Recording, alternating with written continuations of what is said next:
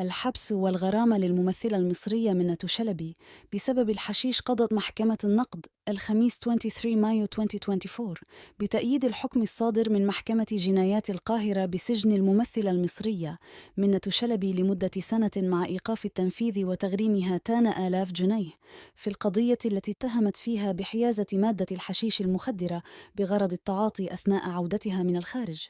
كانت محكمة أول درجة قد قضت بسجن منة شلبي لمدة سنة وتغريمها 10,000 جنيه مع إيقاف تنفيذ العقوبة لمدة 3 سنوات، وذلك بعدما أحالتها النيابة العامة في 21 ديسمبر 2022 للمحاكمة الجنائية لمعاقبتها على ما أسند إليها من حيازة الحشيش بغرض التعاطي في غير الأحوال المصرح بها قانوناً. وفي اليوم التالي حددت محكمة الاستئناف جلسة الخميس 5 يناير لبدء أولى جلسات محاكمتها.